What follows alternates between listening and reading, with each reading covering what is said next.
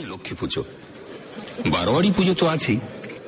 চাঁদের আলো আর কৃত্রিম আলোকসজ্জায় ঝলমল করছে সারা শহর।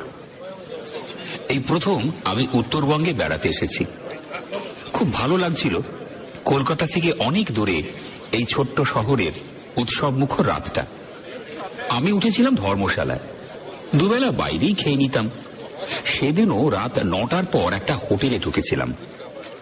হোটেলের রান্নাটা ভালো, রকমারি পদ পাওয়া যায়।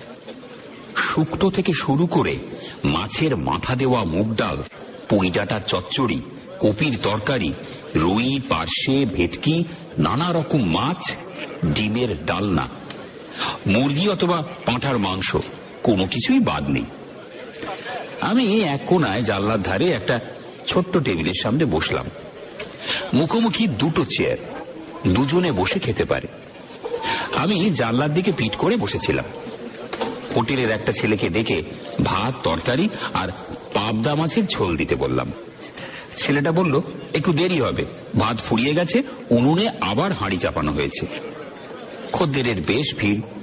আমার আগে এসেও অনেকেই ভাতের আশায় বসে আছে।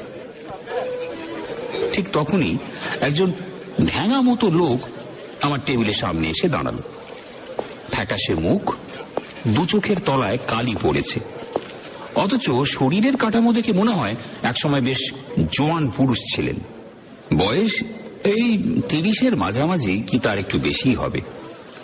একটু কুণ্ঠিত ভাবে তিনি আমাকে বললেন, আচ্ছা, আমি এখানে বসলে আপনার কোনো অসুবিধা হবে কি? আমি বলে উঠলাম, না না, এটা তো দুজন বসারই টেবিল। যদিও একটা পুরো টেবিল দখল করে খাবার সুযোগটা হাতছাড়া হলো বলে মনে মনে আমি একটু ক্ষুণ্ণই হলাম। ভদ্রলোক আমাকে ধন্যবাদ জানিয়ে চেয়ার টেনে বসলেন। হ্যাঁ, ধন্যবাদ। তারপর একটু ইতস্তত করে বললেন, আপনাকে আগে কখনো এখানে দেখিনি তো, বেড়াতে এসেছেন? হ্যাঁ। কলকাতা থেকে? আমি ঘাড় নাড়লাম। ভদ্রলোক দীর্ঘ নিঃশ্বাস ছেড়ে বললেন, আমার বাড়িও কলকাতায়, জানেন। গত 7 বছরে একবারও যাওয়া হয়ে ওঠেনি। তাই নাকি? আমি ভদ্রতার খাতিরে জিজ্ঞেস করলাম, তা কলকাতার কোথায় আপনার বাড়ি? ভবানীপুরে। কালীমোহন ব্যানার্জি, ওই যেখানে ইন্দিরা সিনেমা আছে। আরে, আমিও তো ওখানেই থাকি, পিগনাথ মল্লিক রোডে। আপনার কোন বাড়ি? দেশ গাঁয়ের লোকের সঙ্গে বাইরে কোথাও দেখা হলে খুব তাড়াতাড়ি যেমন সংকোচ কেটে যায়, ব্যক্তিগত প্রশ্ন এসে পড়ে। আমাদেরও তাই হলো। কথায় কথায় দুজনেরই পরিচিত কয়েকজনের নামও বেরিয়ে পড়ল। ভদ্রলোকের নাম বীরেশ্বর রায়। আমি জিজ্ঞেস করলাম, আচ্ছা, আপনি কলকাতা ছেড়েছেন 7 বছর, তাই বললেন না? বীরেশ্বর বাবু জবাব দিলেন, হ্যাঁ, এখানে আছি বছর 2। তার আগে 1 বছর আমি একটা চা বাগানের ম্যানেজার ছিলাম। তাই নাকি? সে তো খুব ভালো চাকরি, শুনেছি রাজার হালে থাকা যায়। তা সেই চা বাগান কি বন্ধ হয়ে গিয়েছিল? আমি খুব আগ্রহ নিয়ে প্রশ্নটা করলাম। বীরেশ্বর বাবু দুপাশে মাথা নেড়ে বললেন, না, আমি ছেড়ে দিয়েছি। আমি আবার জিজ্ঞেস করলাম, সে কি কর্তৃপক্ষের সঙ্গে কোনো মনোমালিন্য হয়েছিল বুঝি? না, তাও না। ভদ্রলোক কয়েক মুহূর্ত চুপ করে রইলেন, তারপর বললেন, আপনাকে না আমি সব খুলে বলছি, মানে কাউকে না বললে মনটা হালকা হবে না। আসলে সবাইকে তো সবকিছু বলা যায় না, কিন্তু আমার মনে হচ্ছে আপনি আর সবার মতো নন, একটু সহানুভূতিশীল মানুষ। বিশেষ করে আপনি আমার পাড়ার লোক। আপনাকে বলতে আমার আপত্তি নেই। অবশ্যই আপনার যদি শুনতে আপত্তি না থাকে। আমি হেসে বললাম, মোটেই না। হাঁড়িতে চাল ফুটছে, ভাত না হওয়া পর্যন্ত গল্প করে কাটানো যাবে। আমার কথা শেষ হবার পর বীরেশ্বর বললেন, আমি যা বলবো তা কিন্তু একটা ঘটনা, যাকে আপনারা বলেন অলৌকিক, তেমন কিছু। আমি কিছু বলার আগেই একটা ছোকরা বেয়ারা এসে ভদ্রলোকের খাবার অর্ডার নিয়ে গেল। তিনি শুধু ভাত আর মুরগির মাংসের কথা বলে দিলেন। তারপর তিনি শুরু করলেন তার কথা। এখান থেকে মাইল 30 দূরে একটা চায়ের বাগানে আমি ম্যানেজারের চাকরি পেয়েছিলাম জানেন। আমার স্বাস্থ্য খুব ভালো ছিল। হ্যাঁ, এক সময় খুব খুব মারদাঙ্গা করতাম, সাহসের কোনো অভাব ছিল না। সেটাই ছিল আমার ফার্স্ট কোয়ালিফিকেশন। জানেনই তো, চায়ের বাগানে কুলি মজুরদের নিয়ে কাজ। চা বাগানের ম্যানেজারদের অনেক রকম সমস্যার মোকাবিলা করতে হয়। আপনি যা ভাবছেন তেমন পায়ে পা দিয়ে সুখের চাকরি নয়। শক্ত মানুষ না হলে টিকতেই পারবে না। অবশ্য অন্য যোগ্যতাও যে আমার ছিল না এমন নয়। কৃষি বিজ্ঞানের আমি একজন স্নাতক। আমার বাংলোটা ছিল বেশ বড়, আর সেখান থেকে এই ধরুন মাইল খানেক দূরে কুলি কামিনদের বস্তি। বাড়ির কাজকর্মের জন্য একটা পাহাড়ি ছোকরাকে আমি রেখে দিয়েছিলাম। সে জুতো পলিশ থেকে রান্না বান্না সবই করত। বেশ চৌকস ছেলে। আমার বাংলোর কাছাকাছি আর কোনো বাড়ি ছিল না, শুধু একটা পোড়ো বাড়ি ছাড়া। পোড়ো বাড়ি বলছে এই জন্য যে বাড়িটা চুন পলেস্তারা খসে পড়ে ইটগুলো যেন দাঁত বার করা, কার্নিশের এখানে ওখানে বট অশ্বত্থের চারা। বাড়িটা দোতলা, কিন্তু আমার কোয়ার্টারের মতো বাংলো ধাঁচের নয়। সেই বাড়ির দরজা জানলা সবসময় বন্ধ থাকতো। বাড়িতে যে কেউ বাস করে না তা বাইরে থেকে দেখলেই বোঝা যেত। চারদিকে সবুজ আর সবুজ। কলকাতা থেকে এসে এই জায়গাটাকে না আমার খুব ভালো লেগে গেল। কয়েকটা ঘটনায় আমার শক্তি আর সাহসের পরিচয় পেয়ে কুলি কামিনরা আমাকে বেশ সমীহ করে চলছিল। বেশ ভালোই কাটছিল দিনগুলো জানেন। রাত্রে ময়দায় রুটি আর হাঁস মুরগি কিংবা হরিণের মাংস খাসায় রান্না করতে ছেলেটা। তো এইভাবেই প্রায় 1 মাস কেটে গেল। সেদিন ছিল পূর্ণিমার রাত। চা বাগানের আকাশে পূর্ণিমার চাঁদের রূপই আলাদা। বড় বড় আকাশ ছোঁয়া বাড়ি নেই, শুধু বাগান আর বাগান। তাই চাঁদের আলো এমন ছড়িয়ে পড়েছে তার রূপলি সুধায় মনের মধ্যে একটা মাদকতার সৃষ্টি না হয়ে পারে না। আর চা বাগানে সন্ধ্যের পরই রাত নামে। কুলিদের বস্তিতে বেশি রাত পর্যন্ত হই হুল্লোড় চললেও আমার বাংলোর চৌহদ্দির মধ্যে জনমনুষ্যের সাড়া পাওয়া যেত না। নিস্তব্ধ নিঝুম পরিবেশ। রাত 8টার মধ্যেই আমি শুয়ে পড়তাম। সারাদিনের খাটাখাটনির পর গাঢ় ঘুমিয়ে ডুবে যেতাম। সেদিন হঠাৎ ঘুম ভেঙে গেল। বাইরে থেকে কার যেন হাসি ভেসে আসছে। আমি অবাক হলাম। এত রাত্রে কি হাসে? এখানে তো কোনো লোকজন নেই। তাছাড়া এই জায়গাটা চা বাগানের সম্পত্তি। বিনা অনুমতিতে বাইরের লোকের এখানে আসা নিষেধ। আমি বিছানা ছেড়ে উঠলাম। টর্চটা হাতে নিয়ে বাইরের বারান্দায় এসে দাঁড়ালাম। চাঁদের আলোর যেন বন্যা হয়ে যাচ্ছে। তখনই আবার সেই হাসিটা ভেসে এলো।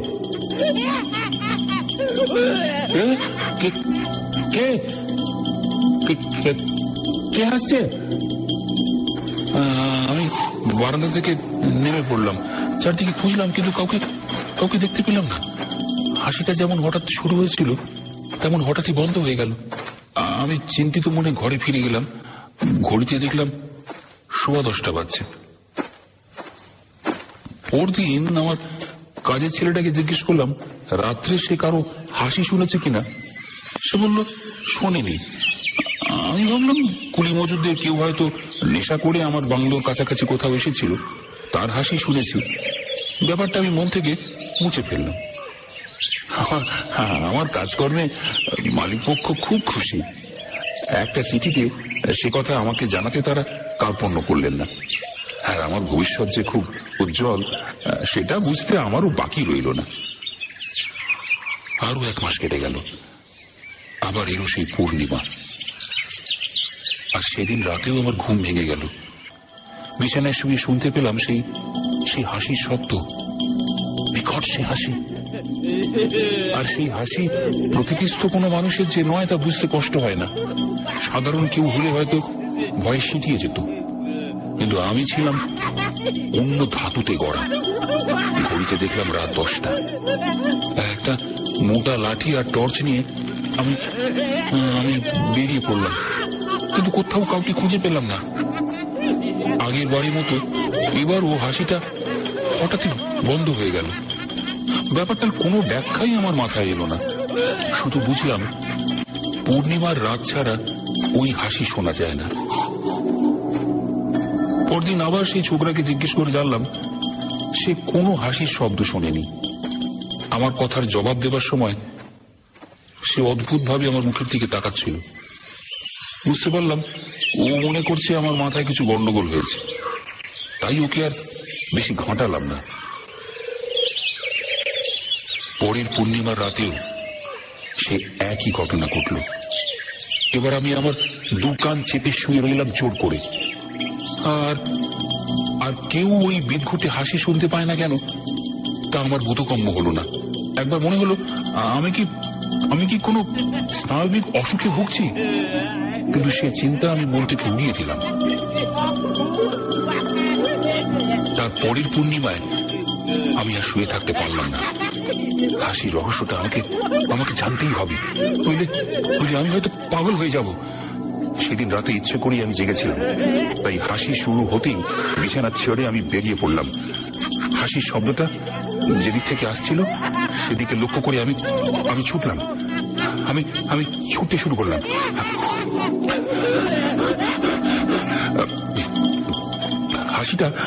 হাসিটা হঠাৎ বন্ধ হয়ে গেল। ততক্ষণে আমি পৌঁছে গেছি সেই পুরো বাড়িটার কাছে। এবার বুঝতে পারলাম হাসিটা প্রতি পূর্ণিমা রাতে আসে ওই বাড়িটা থেকেই। কিন্তু ওরা তো পরিত্যক্ত, কেউ থাকে বলে শুনিনি, কাউকে চোখেও পড়েনি। তবে কি রাতে দুষ্টু লোকেরা ওখানে এসে জড়ো হয়? ওটা কি চোরাই কারবারিদের কোনো একটা গোপন আড্ডা, আর তারাই আমাকে ওরকম ভাবে ভয় দেখাচ্ছে? সেই বাড়িটার সব দরজা জানলা বন্ধ, সদর দরজায় বড় একটা তালা। ভেতর থেকে কোনো ক্ষীণ আলোর রেখাও চোখে পড়ছে না। আমি কি করব মনস্থির করতে না পেরে ফিরে এলাম।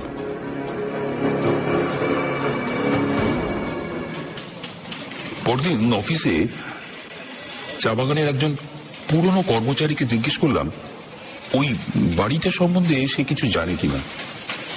তিনি একটা অদ্ভুত ঘটনা শোনালেন। বছর 40 আগে ওই বাড়িতে 2 ভাই থাকত। তাদের সম্পর্কে বিশেষ কিছু জানা যায়নি, আর লোকজনের সঙ্গে তারা খুব একটা মেলামেশাও করত না। ওই বাড়িটা ছিল টি এস্টেটের মালিকানার বাইরে। শোনা যায় ছোট ভাই নাকি ছিল বদ্ধ উন্মাদ। তাকে 2 তলার একটা ঘরে শিকল দিয়ে বেঁধে রাখা হতো। তাকে দেখাশোনার জন্য একজন লোক ছিল, আর সেই উন্মাদ ভাই মাঝে মাঝে হিংস্র হয়ে উঠত। বিশেষ করে পূর্ণিমার রাত এলেই তার পাগলামি বেড়ে যেত। তখন তাকে চাবুক মারতে হতো। 2 ভাইয়ের সেই ভাই চাবুক খেত আর অট্টহাসি হাসত।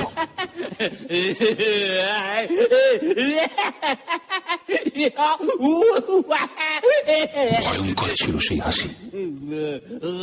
ওই ভাইয়ের জন্যই নাকি দাদা লোকালয় ছেড়ে এই নির্জন অঞ্চলে বাসা নিয়েছিল। তারপর একদিন পূর্ণিমার রাতে সেই উন্মাদ ভাইকে যে লোকটা দেখাশোনা করত তাকে সে আক্রমণ করে। তখন সে ঘুমিয়েছিল। আচমকা আক্রমণে এসে প্রথমে কাবু হয়ে পড়েছিল, কিন্তু সেও ছিল খুব বলিষ্ঠ। সেদিন রাত্রে তার দাদা ওখানে ছিল না, দরকারি কাজে শহরে গিয়েছিল। সেই পাগল ভাই সেই লোকটির গলা চেপে ধরেছিল,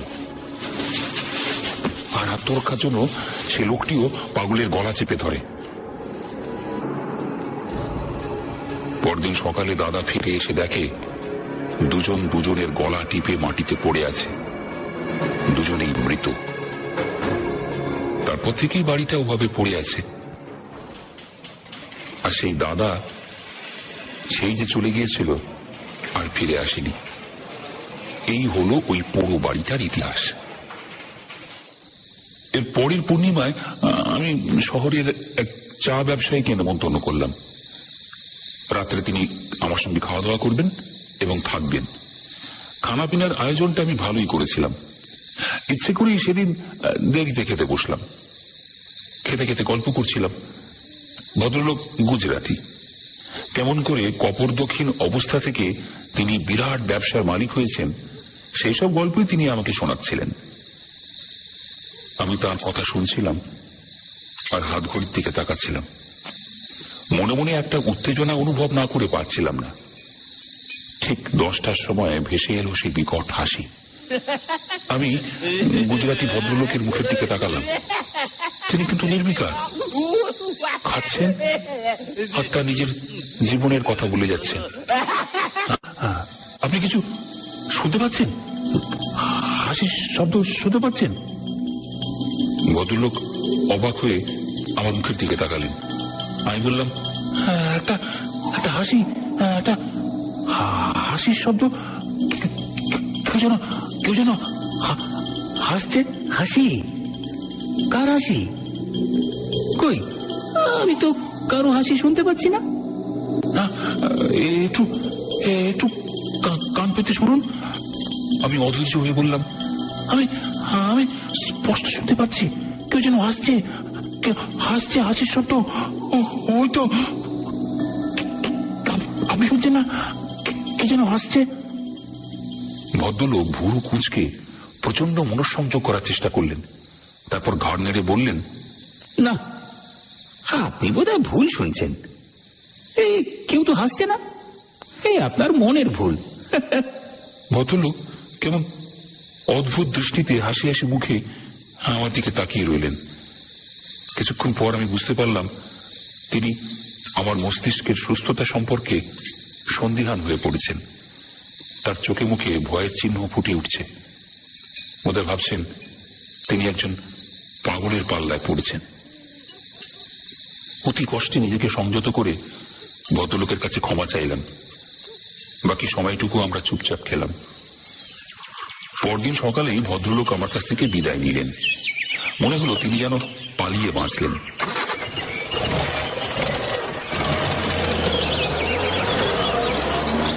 জানি না ওই ভদ্রলোকের জন্য কিনা এই কথাটা ওই অঞ্চলে চাউর হয়ে গেল যে আমার মাথায় নাকি গন্ডগোল দেখা দিয়েছে। হেড অফিস থেকেও এ ব্যাপারে একজন খোঁজ খবর করতে এলেন। তিনি অবশ্য আমার আচরণে অস্বাভাবিক কিছু দেখলেন না, ফলে চাকরিটা রয়ে গেল। কিন্তু একটা কথা আমার কাছে পরিষ্কার হলো যে আমি ছাড়া আর কেউ ওই হাসি শুনতে পায় না। এর পরের পূর্ণিমায় আমি ঠিক করলাম এই ঘটনার একটা হেস্তনেস্ত করতেই হবে। সেই রাতে আমি তৈরি হয়েছিলাম। রাত 10টা বাজার পর সেই বিভৎস হাসি শুরু হবার সঙ্গে সঙ্গে ওই পুরো বাড়িটার দিকে দৌড়লাম। আমার বাঁ হাতে 5 ব্যাটারির একটা বড় টর্চ আর ডান হাতে রিভলভার। সেই পুরো বাড়িটার সামনে আসতেই ভয়ঙ্কর হাসিটা হঠাৎ থেমে গেল। আমি এক মুহূর্ত বোধহয় ইতস্তত করেছিলাম। তারপর সদর দরজায় একটা প্রচন্ড জোরে লাথি মারলাম।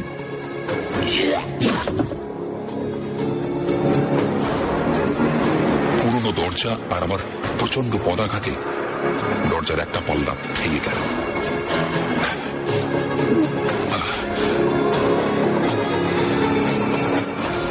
আমি ভেতরে ঢুকলাম। চারদিকে টর্চের আলো ফেলতে লাগলাম। বহুদিন অব্যবহৃত হয়ে পড়ে থাকায় ধুলোর স্তর জমেছে মেঝের উপর। ঘরের কোণাগুলো থেকে কালো কালো চুল ঝুলছে। অনেকদিন পরে ঘরে বাতাস ঢোকায় টর্চের আলোয় অসংখ্য ধূলিকণা উঠতে দেখলাম। তারপর হঠাৎ দোতলার একটা ঘর থেকে কেউ যেন হেসে উঠল, যেন আমাকেই ব্যঙ্গ করে হাসল। আগেই আপনাকে বলেছি আমার ছিল দুর্জয় সাহস। একটুও দ্বিধা না করে আমি একটা লাফ দিয়ে 2-3টে সিঁড়ি টপকে দোতলায় উঠলাম। তারপর যে ঘর থেকে হাসির শব্দ এসেছিল সেই ঘরের বন্ধ দরজায় আবার একটা সজোরে লাথি মারলাম। দরজাটা ভেজানো ছিল, তরম করে খুলে গেল। আমি টর্চ জ্বালিয়ে আর রিভলভার উঁচিয়ে ঘরে ঢুকে পড়লাম। সমস্ত ব্যাপারটা যদি কোনো বদমাইশ লোক বা কোনো একটা দলে চক্রান্ত হয়, মানুষকে ভয় দেখিয়ে ওই বাড়ি থেকে দূরে সরিয়ে রাখাই হয়ে থাকে তাদের আসল মতলব, তবে তা আমি ভেঙে গুঁড়িয়ে দেব, এই ছিল আমার সেই রাতের সংকল্প। কিন্তু ঘরে ঢুকে আমি তাজ্জব বনে গেলাম। কই, ঘরে তো কেউ নেই, এমনকি একটা আসবাব পর্যন্ত নেই। একটা ফাঁকা ঘর। আমি টর্চের আলোটা চারদিকে ঘোরাচ্ছিলাম। হঠাৎ একটা অশরীরী অনুভূতিতে আমার সর্বাঙ্গে কাঁটা দিয়ে উঠল। মনে হতে লাগলো কে বা কারা আমার আমার আমার প্রত্যেকটা নড়াচড়া লক্ষ্য করছে। আমি কাউকে দেখতে পাচ্ছি না, অথচ অদৃশ্য কারো উপস্থিতি অনুভব করছি। সে যে কি ভয়ঙ্কর অনুভূতি তা আপনাকে এই মুহূর্তে বলে বোঝাতে পারবো না। এই পর্যন্ত বলে বীরেশ্বরবাবু একটু থেমে টেবিল থেকে জলের গ্লাসটা তুলে কয়েক ঢোক জল খেলেন। তারপর গ্লাসটা নামিয়ে আবার বলতে শুরু করলেন। হ্যাঁ, বোধহয় 2-3 সেকেন্ড আমি ওই ঘরে ছিলাম, কিন্তু আমার মনে হচ্ছিল যেন সময়ের আর শেষ নেই। তারপরই আমি প্রচন্ড ভয়ে ছিটকে ঘর থেকে বেরিয়ে দুর্দার সিঁড়ি দিয়ে নামতে লাগলাম। আর তক্ষুনি আবার শুরু হলো সেই হাসি, শরীরের রক্ত হিম করা ভয়ঙ্কর বিভৎস হাসি। আমার মতো সাহসী পুরুষেরও শির দ্বারা বেয়ে যেন বরফ গলা জলের ধারা নেমে এলো। কোন রকমে বাড়িতে এসে ঘরে ঢুকে নিজের বিছানায় শুয়ে পড়লাম। সারা রাত ঘুমোতে পারলাম না। এরপর প্রত্যেক পূর্ণিমার রাতে ওই হাসি আমাকে যেন চুম্বকের মতো আকর্ষণ করত, আর আমি আমার দুটো কান চেপে বিছানায় ছটফট ছটফট করতাম। এইভাবে ক্রমে আমার শরীর ভাঙতে শুরু করলো। হয়তো আমার চোখে মুখেও এমন কিছু একটা ফুটে উঠত যার জন্য সবাই আমার দিকে অদ্ভুত একটা দৃষ্টিতে তাকাতো, আমার সম্পর্কে আড়ালে ফিসফাস করত। 1 বছর কোন রকমে সেই ভয়াবহ নরক যন্ত্রণা সহ্য করেও আমি টিকেছিলাম, কিন্তু আর পারলাম না। চাকরিতে রিজাইন দিয়ে এখানে চলে এলাম। একটা চাকরি জুটিয়ে নিলাম, সেই থেকে এখানেই আছে। এতক্ষণ শোনার পর আমি জিজ্ঞেস করলাম, কিন্তু আপনি কলকাতায় ফিরে গেলেন না কেন? আত্মীয় স্বজনের মধ্যে থাকলে আপনার শরীর আর মন দুই ভালো হতো। বীরেশ্বরবাবু ম্লান হেসে বললেন, সেখানেই তো মুশকিল। আমার আত্মীয় স্বজনরাও যদি আমাকে পাগল ভাবে, সেটা আমি সহ্য করতে পারবো না। আমি অবাক হয়ে বললাম, কিন্তু তারা কেন সেটা ভাববেন? আর তো আপনি সেই হাসি শুনছেন না, ওখান থেকে তো আপনি চলে এসেছেন। বীরেশ্বরবাবু বললেন, সেটাই তো হচ্ছে কথা। জানেন, এখানে এসেও না আমি সেই হাসির হাত থেকে নিস্তার পাইনি। যে কোনো পূর্ণিমা রাতে রাত 10টা বাজলেই এখানে বসে সেই হাসি আমি শুনতে পাই। বিশেষ করুন আমি শুনতে পাই। পৃথিবীর যেখানে আমি চাই না কেন, ওই হাসি আমাকে মুক্তি দিচ্ছে, আমাকে মুক্তি দেবে না। ওই হাসি আমাকে মুক্তি দেবে না। আমি স্তম্ভিতের মতো বললাম, সে কি? ভদ্রলোক জানলার দিকে মুখ করে বসেছিলেন। হঠাৎ বলে উঠলেন, দেখুন, পিছন ফিরে একবার আকাশের দিকে দেখুন। আমি পিছন ফিরে দেখলাম, আকাশে ঝলমল করছে রূপলি থালার মতো কোজাগরি পূর্ণিমার চাঁদ। তারপরে ভদ্রলোকের ব্যাকুল কণ্ঠে আমি তার মুখের দিকে ফিরে তাকালাম। তার মুখটা ছাইয়ের মতো সাদা হয়ে গেছে। থেকে চোখ দুটো যেন ঠিকরে বেরিয়ে আসতে চাইছে। তিনি আর্তকণ্ঠে বললেন, শুনতে পাচ্ছেন? শুনতে পাচ্ছেন সে হাসি? শুনতে পাচ্ছেন সে হাসি?